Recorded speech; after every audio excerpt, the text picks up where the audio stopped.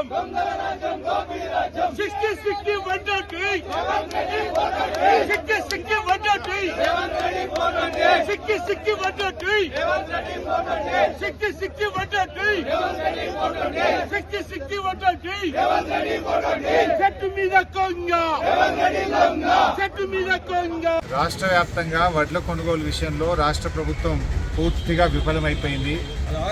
వడ్లు కొనద్దనే ఉద్దేశంతో రకరకాల నిబంధనల పేరిట రైతుల్ని గోసపుచ్చుకుంటా ఉన్నారు. ముఖ్యంగా ప్రభుత్వం యొక్క తీరు ఎట్లా ఉందంటే పేరుకు కొనుగోలు కేంద్రాలు ప్రారంభించారు తప్ప ఒక్క గింజ కూడా ఎత్తినటువంటి పరిస్థితి లేదు. ఇప్పుడు మేము మల్లారం వడ్ల కొనుగోలు కేంద్రంలో నేను ఇక్కడ వేరే ఒక ప్రైవేట్ ఫంక్షన్లో పాల్గొనడానికి వస్తే మా రైతులంతా కూడా రోడ్డు మీద రాస్తారోకో చేస్తున్నారు.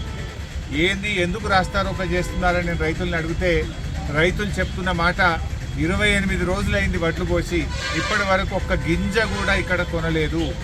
పేరుకు కొనుగోలు కేంద్రం పెట్టింది తప్ప FAQ పేరిట బి గ్రేడ్ పేరిట వడ్లు పట్టాలని తాలు ఉన్నదని కోతల పేరిట 2 కిలోలు ఎక్కువ పెట్టాలని రకరకాల నిబంధనల చేత మమ్మల్ని ఇబ్బంది పెడుతున్నారని చెప్పి రైతులు చెప్తా ఉన్నారు.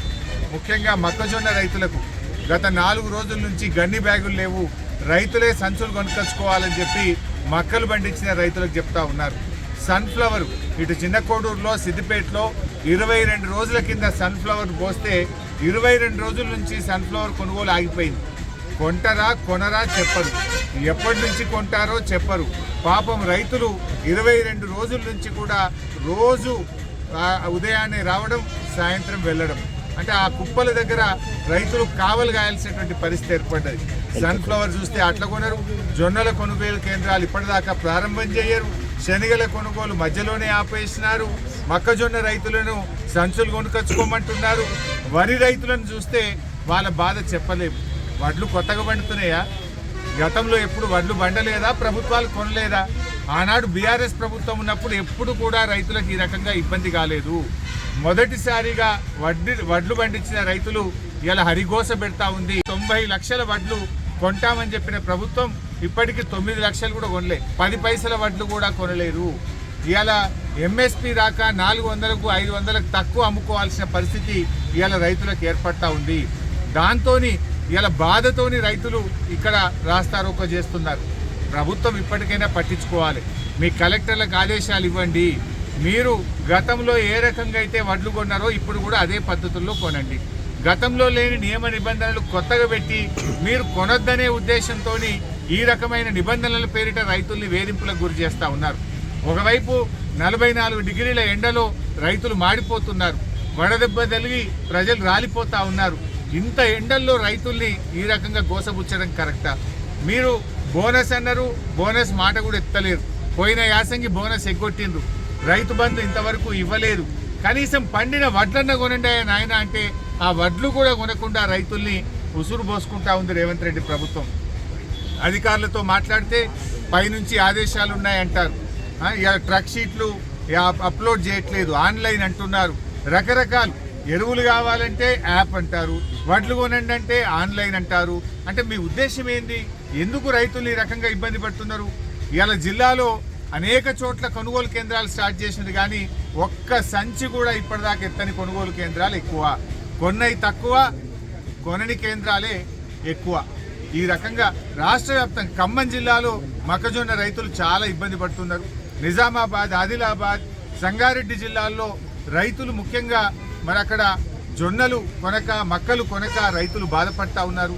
నల్గొండ జిల్లాలో మరి ఒక్కొక్క రైస్ మిల్లు దగ్గర 30, 40, 50 లారీలు లైన్లో ఉంటా ఉన్నాయి. రైస్ మిల్లర్లు దించుకోవడం లేదు. అంటే ప్రభుత్వానికి ఒక పాలసీ లేదు.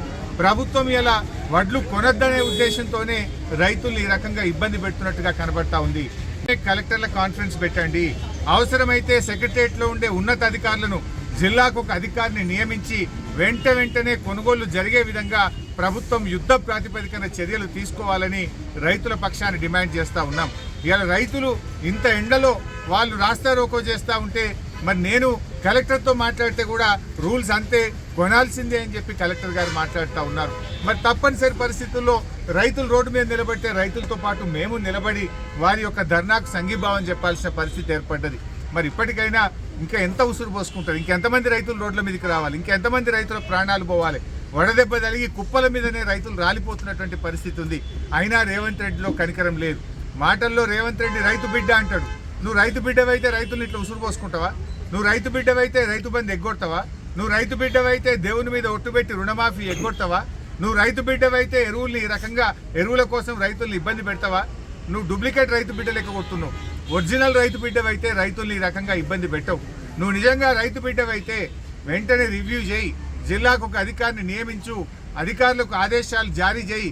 గతంలో ఏ రకంగా సాఫీగా వడ్ల కొనుగోలు జరిగిందో ఇప్పుడు కూడా అదే పద్ధతిలో యుద్ధ ప్రాతిపదికన వడ్ల కొనుగోలును ప్రారంభించాలని, మక్కలకు అవసరమైన గన్నీ బ్యాగ్స్ ఇవ్వాలని, సన్ఫ్లవర్, జొన్నలు, శనగల కొనుగోలును వెంటనే ప్రారంభించాలని ప్రభుత్వాన్ని డిమాండ్ చేస్తుంది.